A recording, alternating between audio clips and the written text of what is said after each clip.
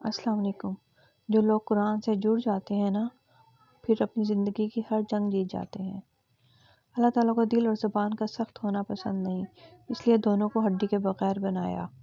جانتے ہو معجزے کب ہوتے ہیں؟ جب تم اللہ پر یقین رکھتے ہو اور جلد بازی نہیں کرتے ہو۔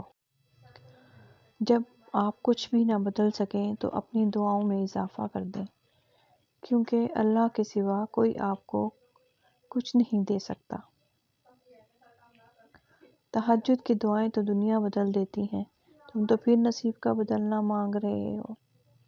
وہ فرماتا ہے، یہ سختی بس کچھ وقت کی بات ہے، صبر کر لو، میں صبر کرنے والوں کو پسند کرتا ہوں۔ نماز اگر محبت ہے تو تہجد اللہ سے عشق کا احساس ہے۔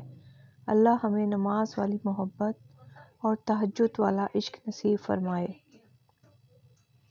وہ مایوس نہیں لوٹاتا ٹوٹے دلوں کو، جو تمہیں ناممکن لگتا ہے وہ دعا کی وجہ سے ممکن بنا کر تم تک پہنچا دیا جاتا ہے۔ مت بھولو، جس نے دعا مانگنا سکھایا ہے اس نے قبولیت کا وعدہ بھی کر رکھا ہے۔ معجزے تو ہر دعا کے ہوتے ہیں، لیکن تہجد میں بڑی طاقت ہے۔ اگر قسمت کا لکھا ہی سب کچھ ہوتا تو اللہ ہمیں کبھی دعا کا حق نہیں دیتا۔ اپنے سجدوں میں مجھے اتنی عزت عطا کر کہ اس دنیا کو یاد کرنے کا وقت ہی